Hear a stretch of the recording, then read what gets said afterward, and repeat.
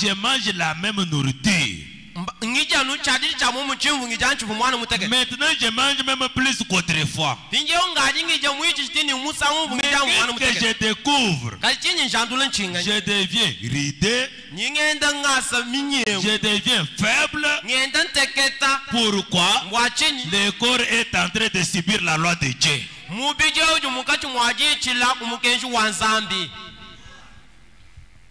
Nous aussi, si la loi de Dieu est en nous,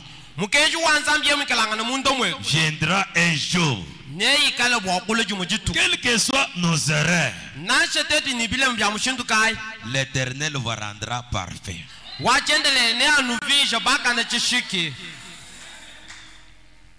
Pourquoi? Parce que sa parole fait une loi dans votre cœur.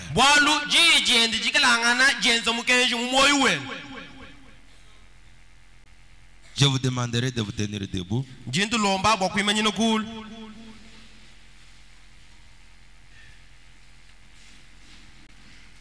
Je vais prendre dans 2 Corinthiens, chapitre 12.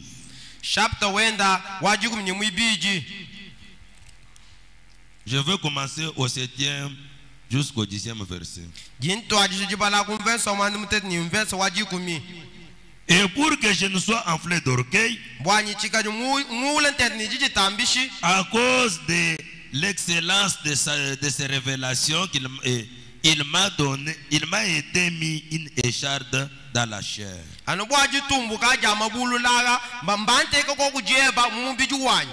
ange de Satan pour me souffleter et m'empêcher de m'enorgueillir.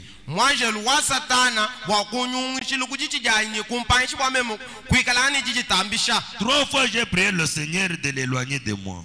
Et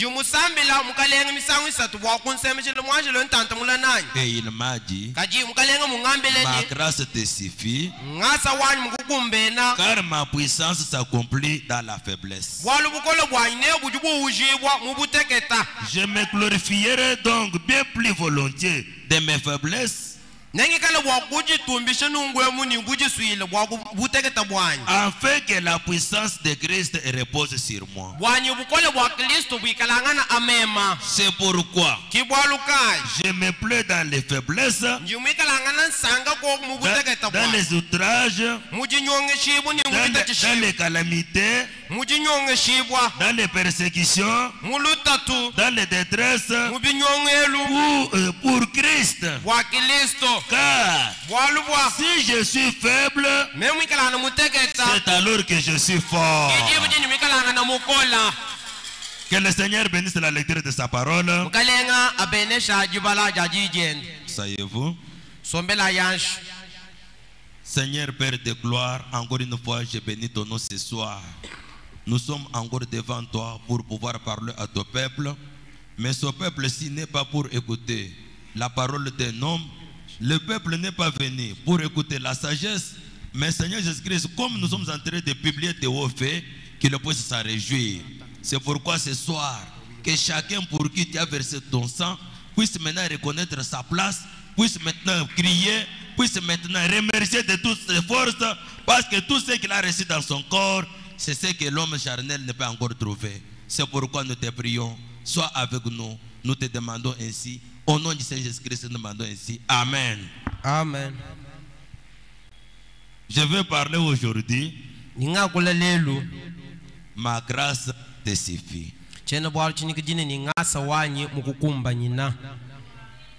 Amen. Amen. Ma grâce te suffit. Il fallait que chacun de nous qu'il soit bénéficiaire de la grâce de Dieu. N'était par la grâce, personne ne sera jamais sauvé. Paul dit, je pouvais m'enorgueillir, mais on a mis une écharde dans mon corps. Un ange de Satan pour m'empêcher de m'enorgueillir. Et j'ai prié 3 fois. J'ai prié le Seigneur pour qu'il l'éloigne de moi. Il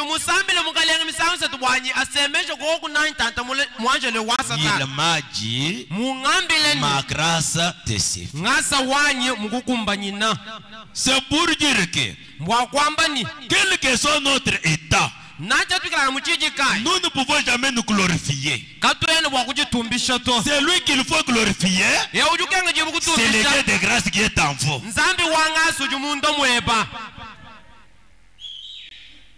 Amen. Amen. Nous avons parlé pour le problème de mariage la semaine passée, le dimanche.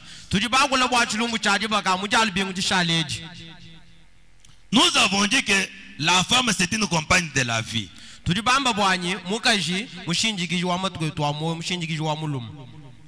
La femme a ses attributions que Dieu lui a accordées. Mais des fois, nous voyons qu'elle faillisse.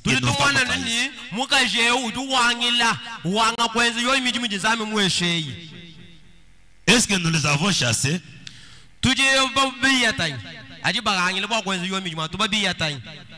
C'est comme ça avec l'épouse de Christ. Frère Branham me dit, vous voyez une femme qui avait fait des vœux. Elle a dit à son mari, si tu m'épouses, je serai pour toi fidèle et loyal. Je serai une bonne ménagère. Mais si un jour cette femme devient maintenant paresseuse, elle ne voit pas que j'ai des enfants à élever. Frère Branham me dit, il fallait une grâce pour garder une telle femme à la maison.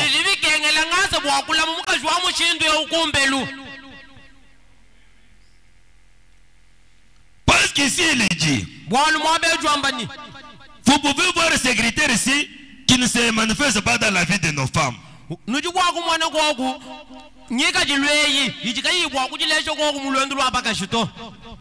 Frère Branham a dit dans le message Avoir soif de la vie de 1960.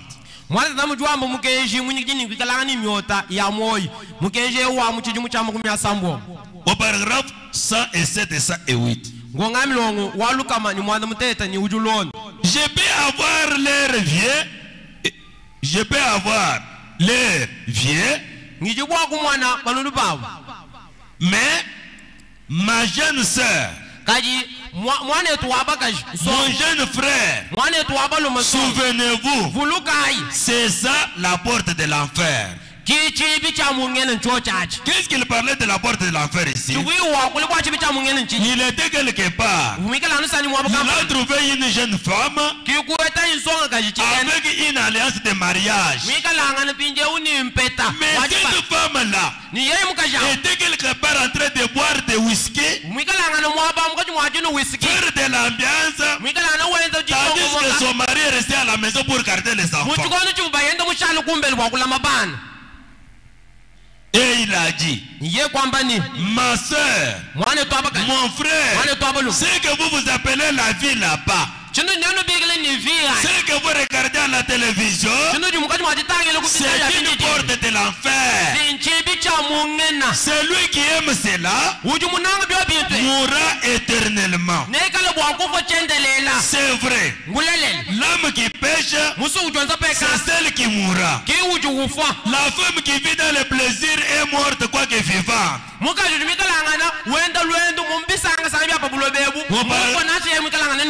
Auparavant, ça est 8. La plus grande chose que Dieu a donnée à un homme, à part le salut, c'est une femme. Elle lui a été donnée pour le réconforter, l'assister, les bénir, les consoler et être une compagne pour la vie. Et aujourd'hui, c'est si corrompu.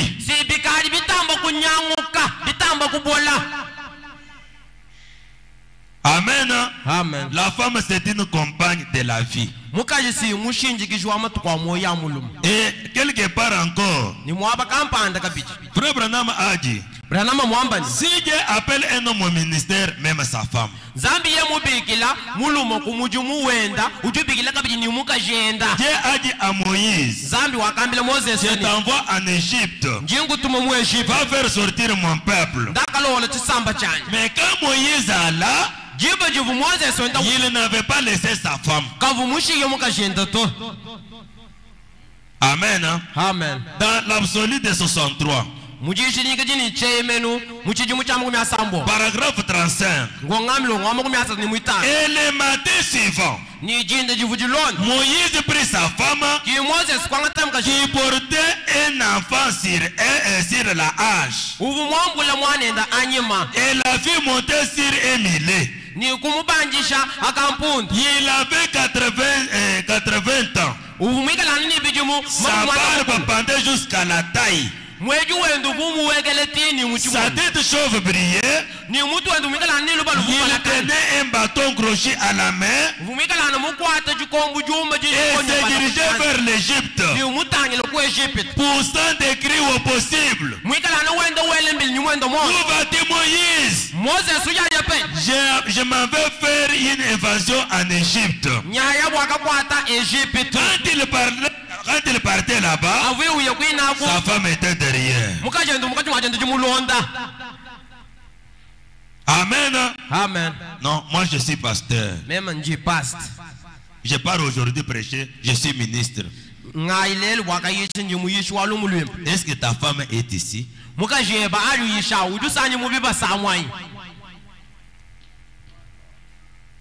Amen. Amen. Je pars quelque part. Dieu m'a appelé à tel service. Est-ce que votre femme vous accompagne? Même si elle ne peut pas partir, mais elle repasse les habits, elle vous souhaite un beau succès dans le service.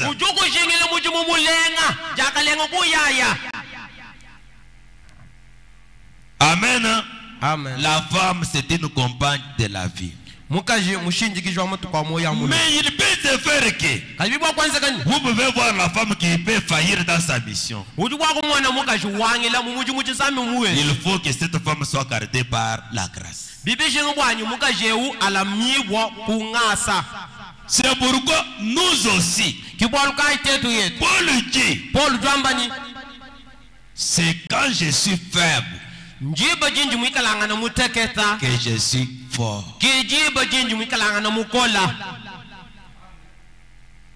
Paul a dit, si je veux faire quelque chose de bien, je ne vois que les mal qui passent devant. Jésus aussi a dit, pourquoi m'appelez-vous juste? Pourquoi m'appelez-vous bon maître? Il n'y a personne qui est bon si ce n'est mon Père.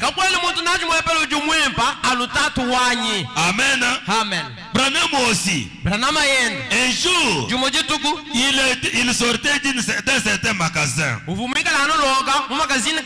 Il a vu une autre femme qui était habillée. Et il s'est souvenu de celle qu'il avait vue dans la vision en enfer. Il a dit, Seigneur, pourquoi vous permettez encore de telles histoires? Mais pendant qu'il parlait comme cela, il tomba dans une vision. Il vit ses propres péchés devant lui. Mais qu'est-ce qui se faisait?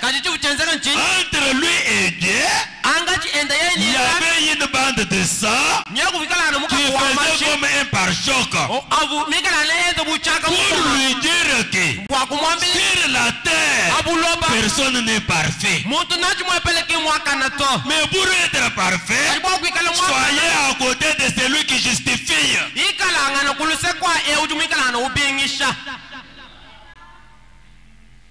Amen. Amen. Si vous voulez devenir parfait sur la terre, soyez à côté de celui qui justifie. vie. Mais si vous vous écartez, vous deviendrez pécheurs. Même si moi je suis dans les erreurs, comme je suis à l'intérieur de Christ, Dieu ne me voit pas, mais il voit son fils Jésus-Christ. Pourquoi ma vie est déjà cachée à Jésus-Christ?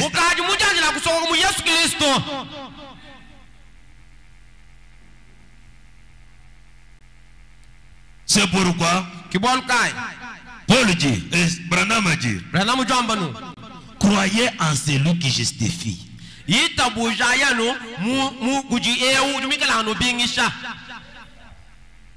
Sinon, vous allez paraître comme un impie.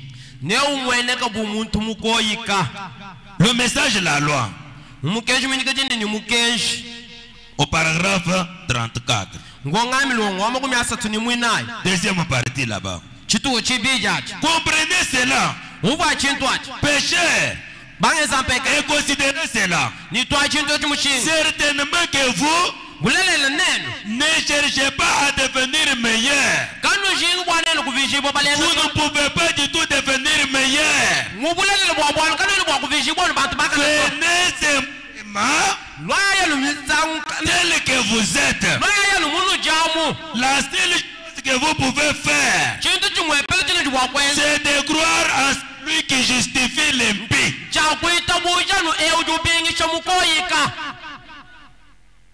Amen. Amen. Ne vous contentez pas d'être un pécheur. Ne vous contentez pas d'être un incroyant. Mais il y a quelqu'un qui, lorsque vous vous approchez de lui, que vous croyez en lui, vous devenez meilleur. Quand vous faites cela, vous êtes sauvés. Amen. Amen. En croyant en celui qui justifie l'impie. Qui justifie l'impie? Ce n'est que le Seigneur Jésus-Christ lui-même. Parce que Jésus-Christ a été un don qui a été donné au monde,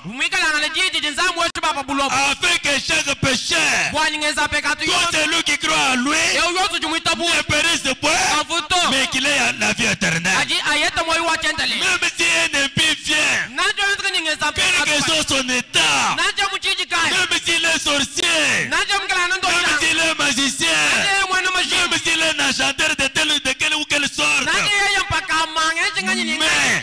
du fait qu'il croit à celui qui justifie, deviendra juste. Branham a dit, vous ne pouvez rien faire de vous-même. Et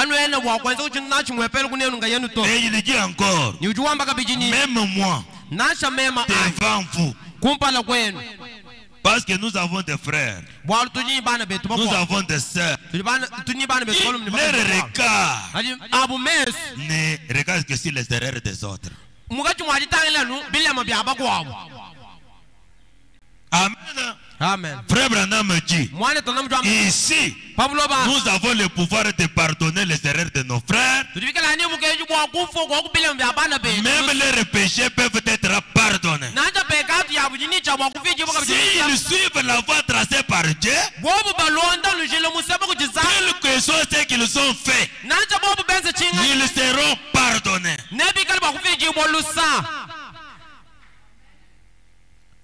La loi qui possède une ombre.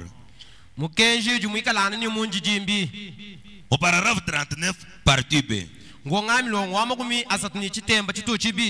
bien, comment puis-je être parfait? Je ne pourrai pas être parfait. Vous ne pouvez pas être parfait. Mais Dieu ne regarde pas à nous. Lorsque nous sommes nés de nouveau dans le corps de Christ, Dieu regarde à Christ. Il a pris ma place et il a pris notre place. C'est lui qui est parfait. Et en lui, nous sommes parfaits. ce soir devant Dieu par l'offrande de son sang. Amen. Amen. Quand nous sommes parfaits, ce n'est pas par nos mérites. C'est par les mérites de celui qui nous a appelés. Même quand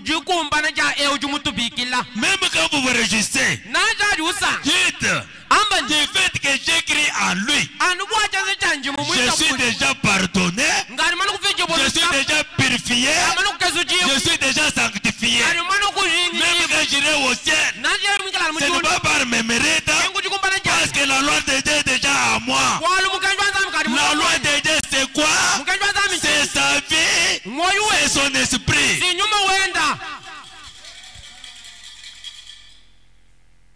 Amen. Amen. Je ne pouvais pas être parfait. Il le dit aussi dans le message que je viens de lire, la loi.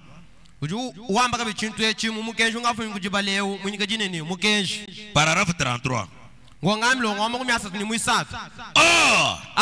les sangs d'un animal ne pouvaient pas être parfaits. Mais les sangs de Christ étaient parfaits. Et moi, je ne serai jamais parfait. Vous ne serez jamais parfait. Je ne serai jamais parfait à vos yeux. Vous ne serez jamais parfait à mes yeux.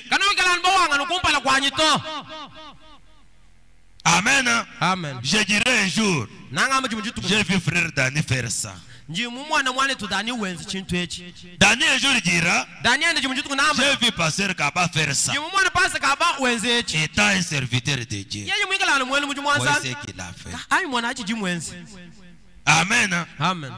Je ne serai jamais parfait. Vous ne serez jamais parfait. Mais il fallait croire dans une offrande parfaite. Quand vous croirez dans cela, c'est cette fois là-bas qu'il va vous sauver.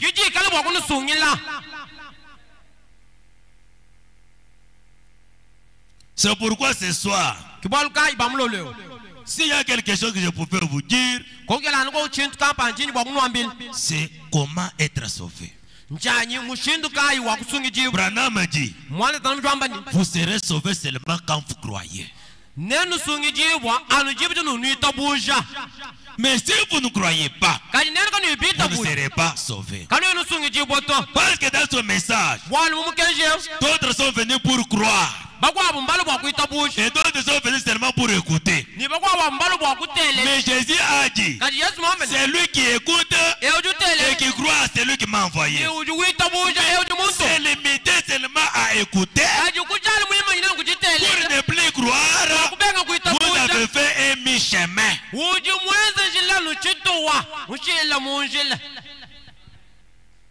Il faut croire. Frère Branham a dit, vous aurez la vie, pas parce que vous avez prié, mais parce que vous avez crié.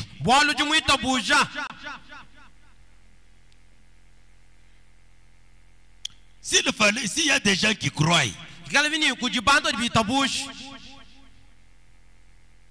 la parole c'est comme un produit pharmaceutique. Au-dedans, il y a une puissance de transformation. Quand la parole est en vous, vous modèle.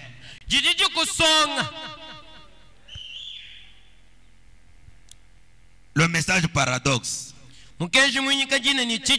Paragraphe 26. C'est le but de cela, de vous permettre de vous rendre conscient de ce que Jésus a fait pour vous. Il n'est pas nécessaire de venir vous agenouiller ici et de prier jusqu'à ce que vous soyez sauvés. Vous êtes déjà sauvés. Est-ce que vous croyez cela? Mais il vous faut seulement accepter. Ce n'est pas votre prière qui accomplit cela, kinji sambile jeba jijikala njukumba c'est par votre foi que vous êtes sauvés. nuji basungi jibwanu kujitabusha jenu Pas par la prière, kana basungi jibu mais kujisambile c'est to par la foi. nusungi jibwanu kujitabusha. Amen. Amen. Amen. Il faut être des hommes de foi. Bibi kengele kwikalangana bantu bajitabusha. Parce que quand vous avez la foi, Bwalo ni jitabusha. vous marcherez. Nenwenda. Un jour, Juma jituk votre parole, jije. qui est la parole de Dieu, Neji kalangana jishala jijanzambi. vous serez devant même un malade. Ne ujisana kumpala kwa mubeji. Vous parlez Wakule chanan. et non plus vous priez. Ni kubenga kusamile to wakule. Amen. Amen. Pierre, Peter. quand il se rendait à Jérusalem, Jibu jivu ya Yerusalem. arrivé à la porte de la belle, Kufika kuchivi chivu bikini labe. ils ont trouvé un infirme. Ki kuetabu chilamen. Ils s'attendaient à faire que l'infirme reçoive de quelque chose comme argent. Mule mevu mwenji le bwana yete kwa kuchintu kampanda buma kuta. Pierre a dit, Ki Peter kwamba ni je n'ai ni argent ni or. chene ni makuta enji ni Mais ngozi. ce que j'ai, Kati chinji nachi. je te le donne. Jingu wesha chi. Au nom du Seigneur Jésus-Christ, Mjinja mkala Yesu Kristo. lève-toi. Shuka. Il n'avait pas prié. Kavu musamile. Mais il croyait que Kajuwita chaque bujini. parole qu'il va prononcer, Iji Dieu va honorer. Zamne kalba kujita mushinga. La foi est très capitale. Jitabusha chintu cha mushinga. C'est pourquoi, mes chers frères, Bwalukai bana beto mushinga mukol. quand vous avez la foi, Anu jibikala ani jitabush. vous avez tout. Nujini bintu byosu.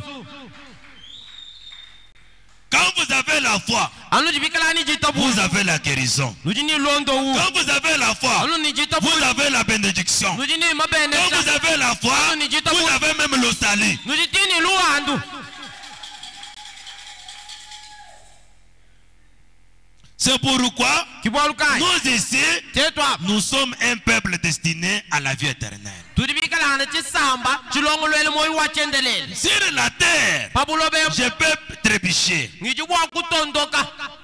Cela ne m'empêchera pas pour être fils de Dieu. Choche chikachani bwa kumpanshwa mikalana mwana Cela ne vous sabito. empêchera pas pour être une fille de Dieu. Kachako kwandwa kalana mwana baka Parce que sabito. quand vous allez trébucher, Wala kala bwa même si kutondoka. vous allez tomber, vous allez vous relever. Newe kala bwa kushukuluka.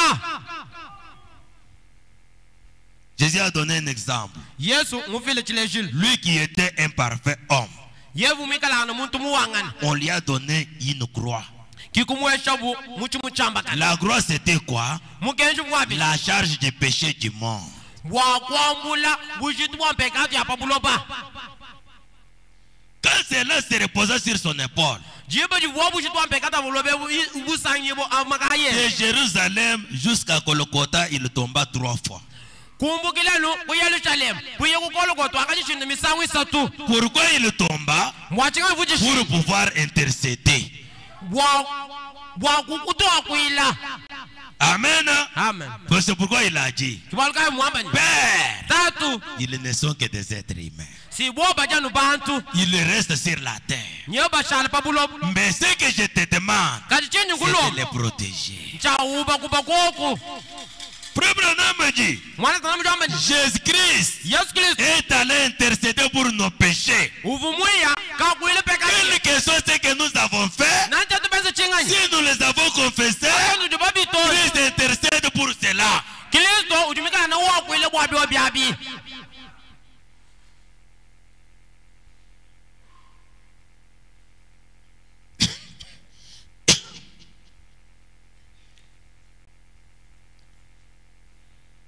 Je lis dans le message Jimba la mumukenji. intitulé La résurrection de la fille de Jairus. Munyike jini ni jibi shibo jakulufu. Ja mwana wabakaji wa ya ilo. Frère Branham dit ceci au paragraphe 8. Mwana etu wanama jakulungwe mungu ngamilo ngwajikumi. Pourquoi je dis ceci? Mwachinga njinga mbechi. Nous devons nous supporter dans les erreurs. Tujini chabwa kutwalangana muntu wakanyi. Quand vous voyez votre frère qui tombe, Jibuji jumwana mwana ngamalu mujishi. ne lui taxez pas d'un péché, We kubangisha mwamba ningenza pekato. d'un condamné. Non. Frère Branham me dit, la vraie manière de relever cette personne, ce n'est pas de prier pour lui, ce n'est pas de prier, mais c'est de parler avec lui.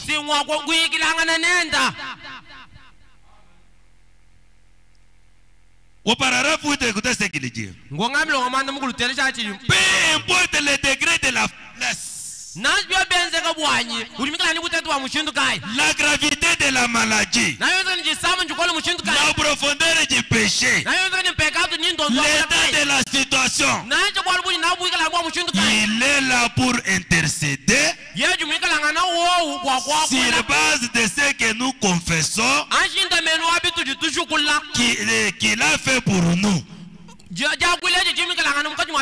tout ce qui est compris dans l'expiation.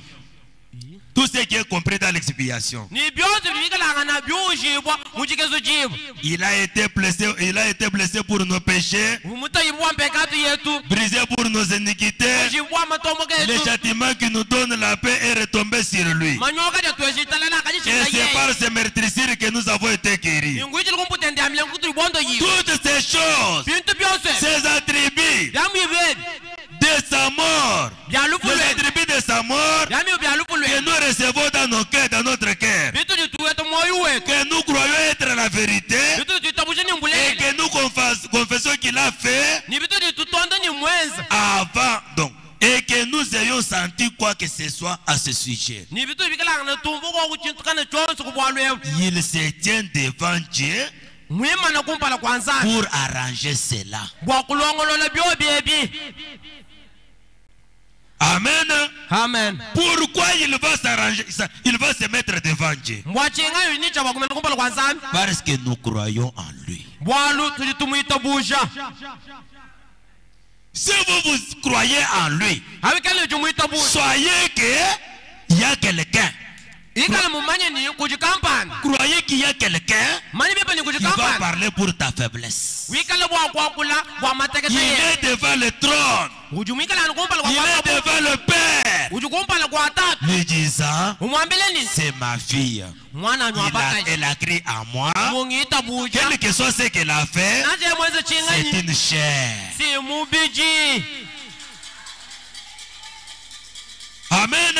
Amen. Nous croyons que Christ l'a déjà fait. Branham me dit, croyez que vous êtes déjà sauvés. Cette vie-là se trouve déjà dans vos cœurs, se trouve déjà dans vos corps.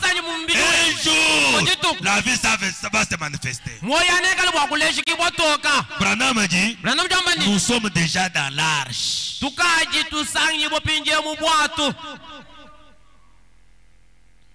Pas nous entrerons.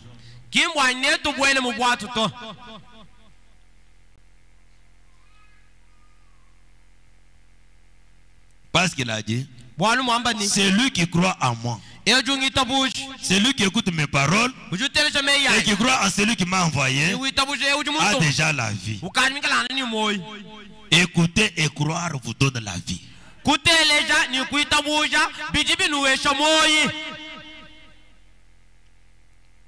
Dans le message, n'est-ce pas moi qui t'envoie?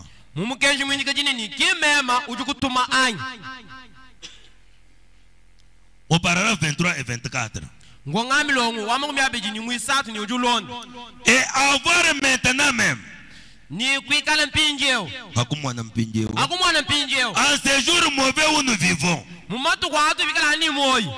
où les incroyants, les hommes de science et autres essayent d'ôter à la parole la valeur même.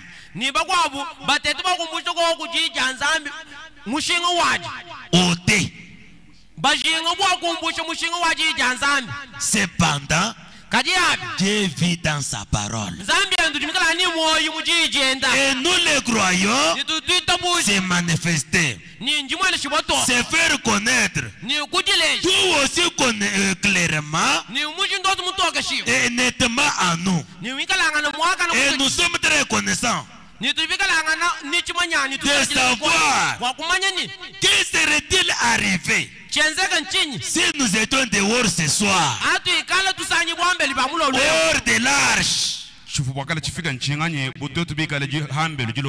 Et que nous ne sachions pas exactement où nous nous trouvions.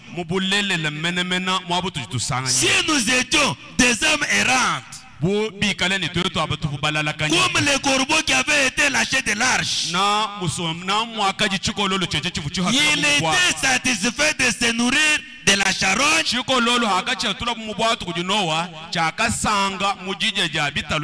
flottait encore sur l'eau. Mais de même que la petite colombe a retrouvé son chemin de retour, retour vers l'arche et frapper à la porte ou à la fenêtre jusqu'à ce que Père Noé l'ait fait entrer. De même, nous sommes très contents ce soir de savoir que le Père divin nous a fait entrer dans cette arche-ci. Et ce soir, nous sommes en sécurité, dans un parfait repos, par l'expiation de notre Seigneur a accompli pour nous, sachant que quand le jugement viendra, nous flotterons au-dessus du jugement. Nous serons retirés du monde et nous n'endurerons pas le jugement. Car notre Seigneur nous a promis dans ce Saint Jean, c'est lui qui écoute mes paroles et qui croit celui qui m'a envoyé à la vie éternelle. Et ne vient pas au jugement, mais il est déjà passé de la mort à la vie. Amen. Amen. C'est ça la chance des croyants. Un véritable croyant, Dieu l'a déjà fait quitter de la mort à la vie. Pourquoi il l'a fait? Parce qu'il a déjà crié à lui. Il a retrouvé son chemin de retour. Il n'est pas semblable au corbeau, mais lui est une colombe. Une colombe, c'est un oiseau qui reconnaît le moyen de retour. Même si vous êtes dans les mal, même si vous êtes dans les péchés, si vous êtes une colombe, vous savez comment retourner. Mais un corbeau, s'il est dans les péchés, il s'en réjouit. Amen. Amen. Une colombe connaît comment retourner.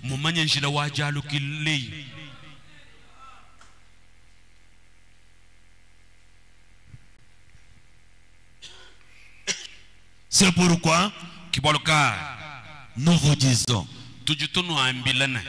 soyez sûrs. Parce que Dieu a dit, ma grâce te suffit.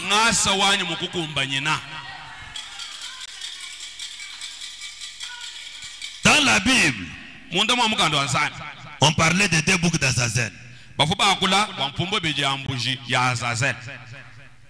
Ces deux boucs-là ont tué l'un, on aspergeait sur l'autre qui était vivant, on les laissait partir dans le désert. C'était le type de notre Seigneur Jésus-Christ. Frère Branham me dit, il est représenté ces deux boucs-là. Quand il mourut, pour ses croyants, il emporta nos péchés au loin. Il ne s'en souvient même pas. Il ne se souvient pas même de nos péchés. Pourquoi? Parce que nous croyons en lui. Tout celui qui croit en Jésus, il croit aussi qu'il est déjà pardonné. Et avec ça, histoire t'ira aussi.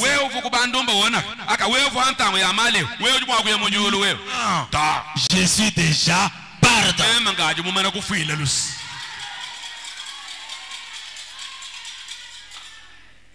Dans le message,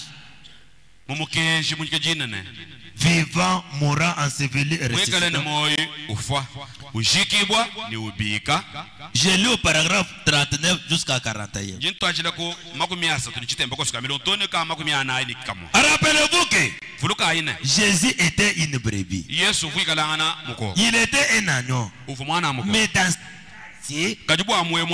il devint un bouc. Il était justice. Parce qu'il était Dieu. La brebis. Mais il devint bouc. Il devint péché afin qu'il puisse être le sacrifice d'expiation pour moi et pour vous.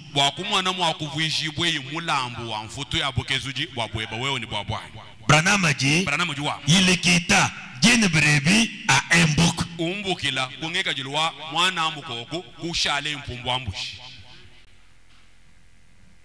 Et Jésus était représenté dans ces deux dans ces deux boucs, le premier mourait, il mourait pour servir d'expiation. Et les péchés provenant de l'expiation, étaient mis sur les échos, sur les boucs émissaires. Et les boucs émissaires prenaient du péché et s'en allaient loin dans le désert portant les péchés du peuple. Qu'était-ce? C'était l'amour et l'assouplissement de notre Seigneur Jésus. Vivant, il m'a aimé. En mourant, il m'a sauvé. Enseveli, il a porté mes péchés au loin. Il a pris sur lui-même les péchés des gens et les a emportés jusqu'à fond fin. Il était le sacrifice d'expiation. Il avait sur lui les péchés des gens. Il est mort pour eux. Et en plus, ce péché ont été placés sur lui. Et il a emporté nos péchés au loin.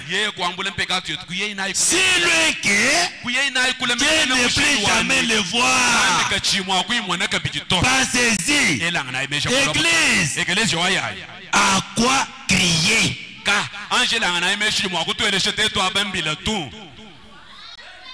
Amen. Amen. Pour l'église, on a déjà pris le péché, on les a amenés au loin, même Dieu ne les voit pas encore.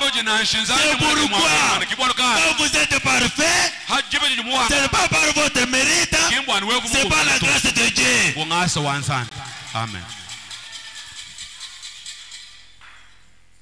Au paragraphe 41, Frère Branham a dit, nos péchés sont non seulement pardonnés, mais aussi ensevelis dans la mer de l'oubli, pour ne plus jamais revenir à la mémoire.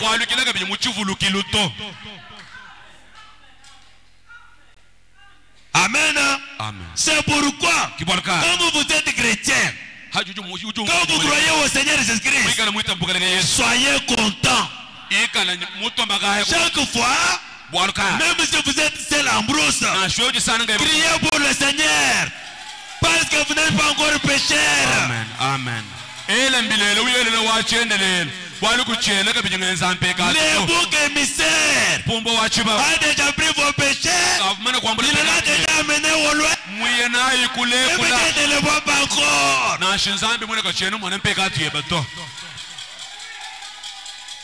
Amen. Amen. C'est pourquoi un jour, quand je pense à ça, je me souviens de ce que Branham a dit. Dans le message vient et sur moi. Il dit, avec ce que j'ai eu, Je ne peux jamais les changer même contre 10 millions de dollars. Amen.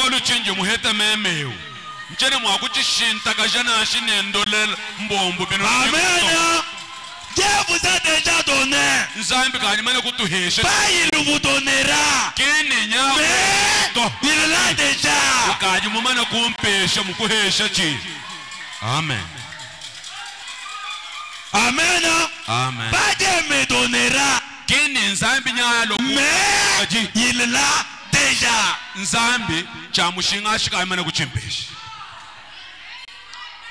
L'unique chose, c'est de croire. Amen. Jésus a dit, tout est possible à celui qui croit. Il a dit, pas parce que vous avez prié, mais parce que vous avez crié.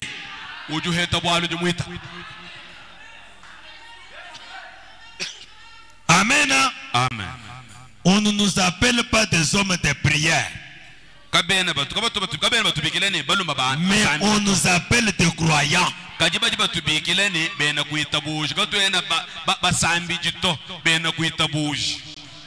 Amen. Amen.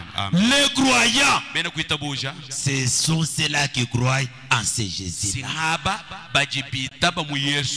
Même quand ils marchent, du fait qu'ils se reconnaissent, quelquefois il ne suffit pas qu'ils prient, mais qu'ils parlent. Dieu a dit à Moïse, pourquoi crier?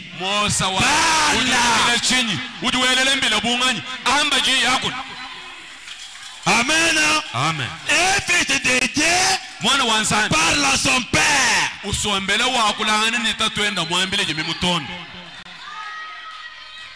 Et non plus que Jésus. Parle au rocher.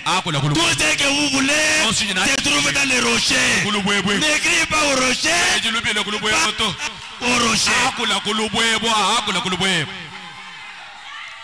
Vous avez un problème. Vous avez un enfant malade. Au rocher. Amen. Ces rochers-là, ce que vous avez, ce que vous voulez là, se trouve dans les rochers. Ce rocher-là, ce n'est pas un rocher naturel, mais c'est un rocher qui a des pieds. C'est un rocher qui marche.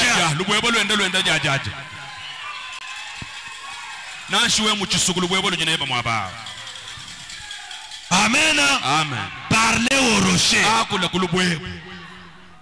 Même devant un danger. Voyez le danger est là. Vous vous agenouillez.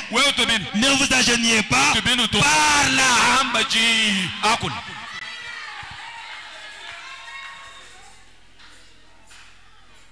Un jour, un prophète est allé auprès d'une femme qui n'avait pas même un mari. Son mari était mort, ça fait longtemps. Mais la femme a dit, arrivé au temps de la fleur du mariage, mon mari me laisse avec un seul enfant. S'il en est ainsi, je reste ainsi. Jusqu'à ce que j'aille voir mon mari.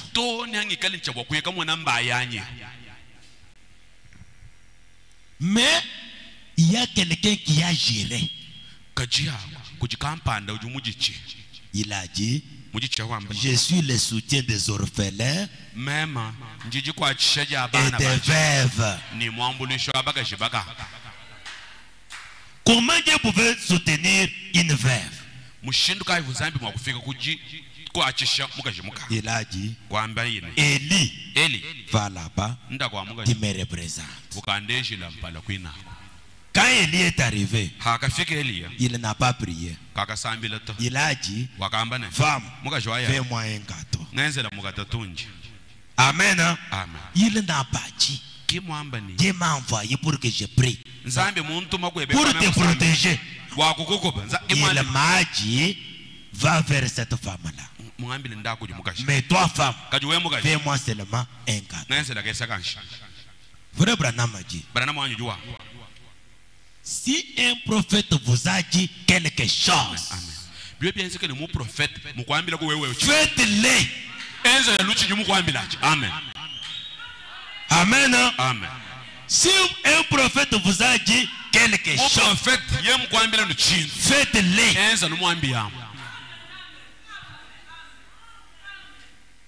Dans le message, réaction après l'action.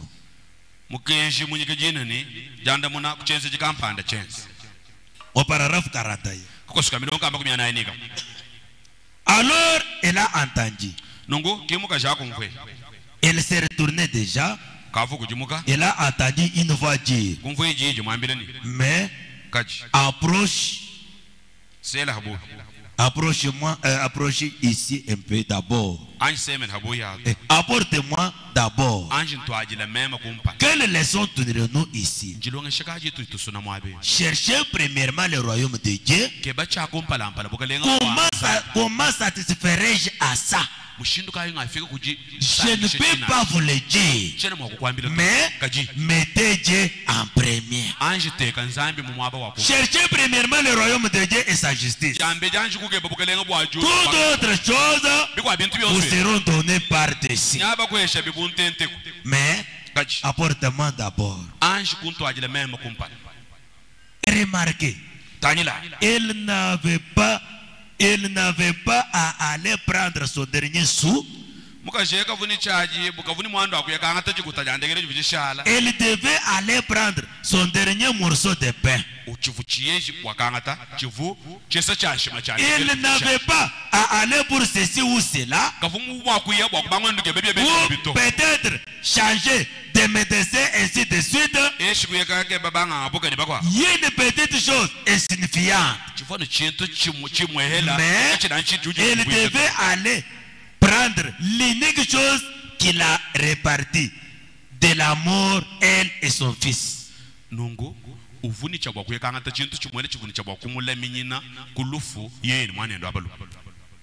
Apporte-moi d'abord un petit cadeau dans ta main. Je peux l'avoir approuvé avec la tête.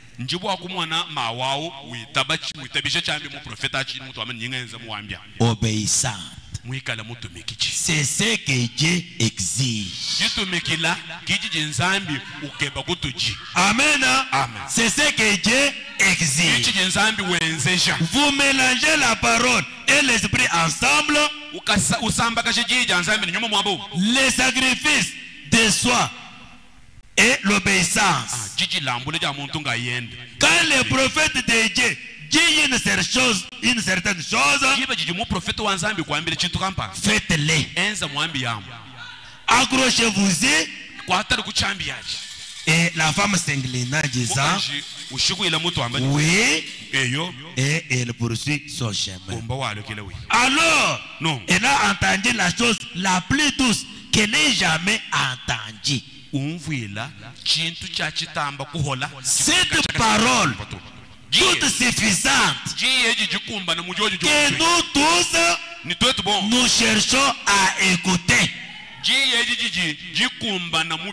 En effet, de l'autre côté de ce portail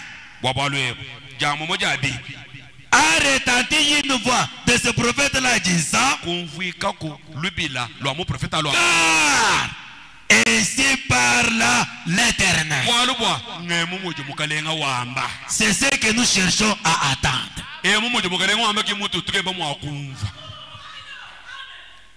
Ainsi parle l'Éternel. Les pots ne se videra pas. Les pots. Ni la griche ne se videra pas jusqu'au jour où Dieu enverra la pluie sur la terre. Voilà la chose. Amen. Amen. Dieu cherche l'obéissance. Nzambi chijiukeba njutumikile jeba kujije. Nous sommes appelés des croyants. Manifester. Si Dieu a dit quelque chose, faites-le. Si un prophète vous a dit quelque chose, croyez et mettez-la. C'est pourquoi il dit encore, si vous croyez que je suis ce que vous dites que je suis, faites ce que moi je vous dis, le reste, moi j'irai répondre. Si vous croyez que je suis ce que vous dites, faites ce que moi je vous dis. Le reste, ça sera ma charge. C'est pourquoi il a dit, si un prophète vous a dit quelque chose, faites comme il l'a dit là. Un jour, un grand prophète de Galilée était sur la terre. Une fête. Le vin termina. C'est lui qui connaissait bien cet homme-là. C'était sa mère. Il dit, voyez cet enfant ici. C'est un don de Dieu sur la terre. Si nous vous dit quelque chose, faites comme il l'a dit. Amen. Hein? Jésus est venu. On lui a dit, maître, le vin est terminé. Jésus a dit, le vin est terminé. Du fait que vous m'avez abordé, vous avez confiance en moi. Mais je vous dis, remplissez toutes ces vases avec de l'eau. Mais il y avait quelqu'un qui leur avait dit, s'il vous dit de faire quelque chose, et ils ont obéi. Quand ils ont rempli des Christ, Jésus a prié, l'eau se transforma en vin. Ils ont bu jusqu'à lui demander, où est-ce que vous étiez? Frère, sœur, vous êtes fils et filles de Dieu. Votre Dieu là est omniprésent. Il est un secours qui ne manque pas. Vous l'évoquez, il entrera en scène. Si vous avez un problème, appelez-lui. Dites-lui, il est votre rocher. Tout ce dont vous avez besoin se trouve là. Parlez au rocher à la réponse. Amen. Amen. Ne vous inquiétez pas. C'est lui qui est avec vous. C'était même un grand héros. Mais un petit combat, vous allez chercher qui? Vous oubliez celui qui est à côté de vous. Pierre a dit, petits enfants, celui qui est en vous est plus grand que celui qui est dans le monde. Reconnaissez que ce Dieu-là est là. Et il a dit, celui qui s'approche de Dieu, il reconnaît que ce Dieu-là existe. Et il est le rémunérateur de celui qui le cherche. Amen. Amen. Votre Dieu est présent. Amen. Votre Dieu est un tout suffisant. Même pour aller au ciel, il est votre grâce. Quand vous marcherez, dites, je ne serai pas parfait jusqu'à ce que Jésus retourne. Mais ce que je connais, je suis déjà caché à lui. Je crois déjà à lui. Mes erreurs, il l'intercède.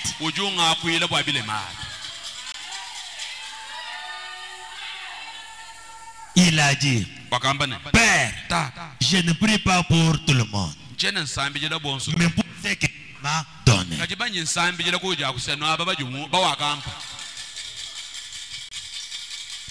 Un jour, Paul, il est traversé avec une pirogue, une navire. Un vent impétueux souffla. Ils ont connu un naufrage. Mais là où ils étaient, ils ont commencé à prier. Paul reposait. L'âge de l'Éternel lui apparut. Et il a dit, Paul, ayez bon courage. Amen. Paul, ayez bon courage. Tous ceux qui naviguent avec toi, je te les donne. Amen. Tous ceux qui naviguent avec toi, je te les donne. Personne ne va périr. Si vous lisez, c'est dans Actes chapitre 27. La Bible dit, et là, je commence au verset 23 jusqu'au 24. Un ange de Dieu à qui j'appartiens et que je sais remettre à Paris cette nuit. Et m'a dit, Paul, ne crains point. Il faut que tu comparaisses devant César. Voici, Dieu t'a donné tous ceux qui naviguent avec toi.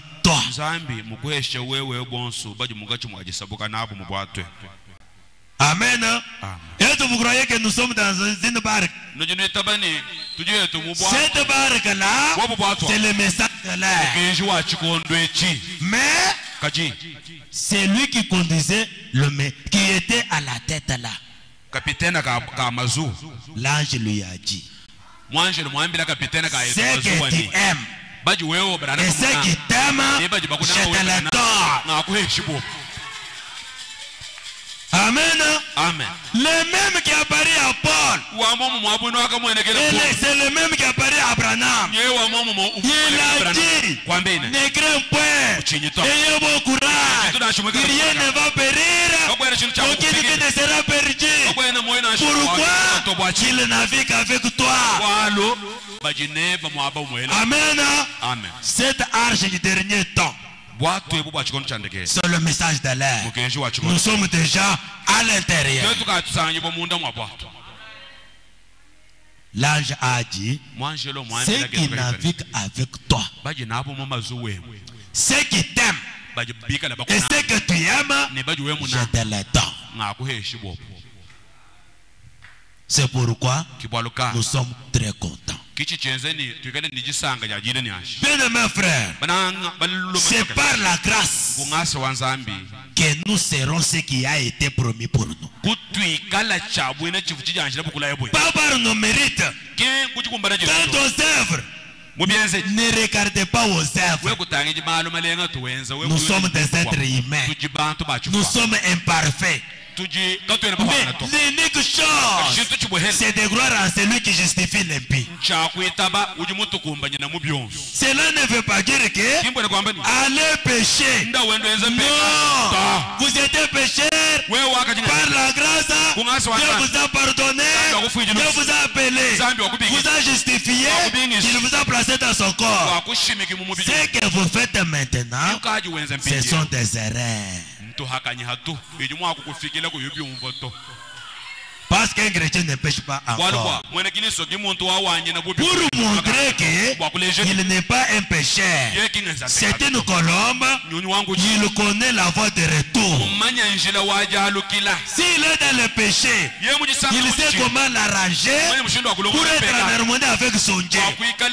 C'est pourquoi ce soir, je vous dis que tout ce dont vous avez besoin se trouve dans la parole. Pas parce que vous avez prié, ne parce que vous croyez. Est-ce que vous croyez en Dieu? Si vous croyez en Dieu, mettez-vous debout et parlez au rocher. Mettez-vous debout. Le rocher est ici présent. Votre situation, parlez, le rocher va répondre. Si le rocher ne répond pas, c'est qu'il n'est pas le même aujourd'hui et éternellement. Mais s'il l'est, votre maladie, votre problème, tout ce dont vous avez besoin, il est votre soutien, il est votre solution. Parce que vous avez écrit, parlez au rocher.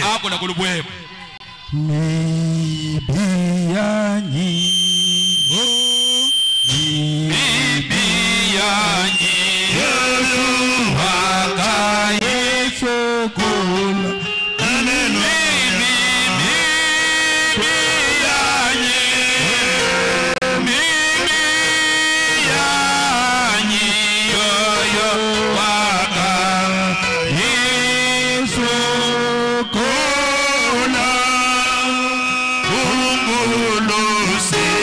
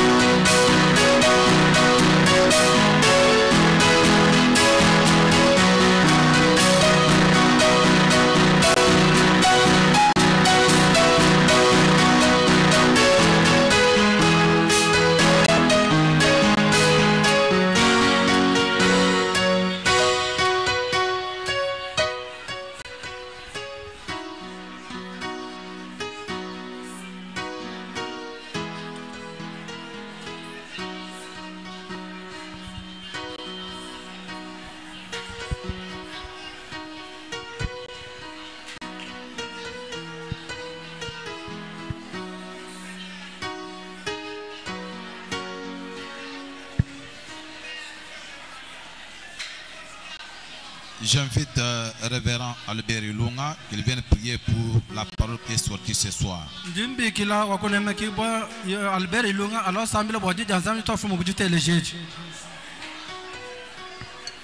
Suivons la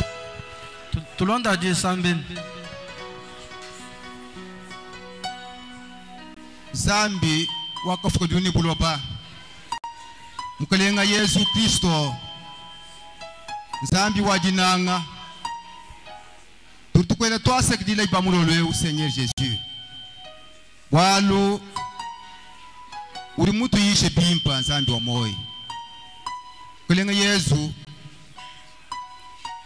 tutukusengelela mfumu bani ibamulolwe jijeba Didi mutu mamundo mwachisambechi uri wamba ni kacha kwene mwanji kutuma jijeba kwa lukila distance fait Seigneur kiba luka ifumu mwimpa ndinkwela twasekidile bwa jiye dia mushingu mukola didi mutu tumina iba mulolweo uri mutu yisha bumuva mweze ni muprofete Eli basamba kenda ni mukajiwa kusarepta Seigneur Jésus mamu evo bu mamu bu bantu bonso aba fumu kadifu mushitanga ni ba mamu bakwa bwaba bwaluye ye walukore ko notre voix wa mu prophète Seigneur Jésus tetu etruba bikidibwa mundu mwashikondwechi bu muturi kabiri kumpala kwa mukenshi wa makanda manene Tombuluisha umuni umu wetu à reconnaître cette voix d'un prophète Seigneur, prophète majeur, uri mutumina mundu mwachikondwechi Zambi wetu twasekidila bwa malashikata twasekidila bwa lumu lwimpa lwakazeza uri mutumina mundu mwachikondwechi kulenga Yesu Benesha muni mudi mweba ufu mwitiliza iba mulolweo bakwa kulei mwaba uji bidi mwakule pumbuka bashala china wewa warishirde po wenda Seigneur Jésus pani musangu dilonda wafu watuambile kabiti Benesha banu bibonso abulu mbabaka jehova kutelisha ndi mumanye ni hatu vubalo mumwabe u Seigneur Jésus Christ bantu bafuni mashinga mashilanga na makutwajila weho mashinga u kabafuba ambwile mwana wa muntu bwaye kwa resudira to bwalumwini mwana wa muntu awuli nienda mwaka na Yesu tuvobalo kudi wewa bumuri mutu ambile ni lekela ina kakwele mbile bubantu bahangile cha dienzo to akule chanana bwalu brochet des âges ordinaires mwabao oh mon Dieu mon roi kibaluka indingu sengelela bwani yonsu vumulwa wendo to mike muhakuya tinkulomba ni katuka bilimike mu mukwalu kile mwendo to kakudi umvo ni vukumpala kwa mukalenga to na jumvo ni vukumpala kwa mukalenga animike mu ifo yote yo imishika. Oh Seigneur Jésus Christ. Muntiye mwiye mvoi usama mvoi mupwele mwabeu. Bomu mvoi musanga ni bukenga mwabeu. Twala colonne de feu. Enze chintu kampanda. Ba toi toka satisfait Seigneur notre Dieu. Bénis l'église au Seigneur. Suis ton programme rumchanze cheba. Babutumbi bwatatu. Tubakula mndita buja mulinya Yesu Kristo. Amen. Amen. Maintenant, on amène les corbeilles.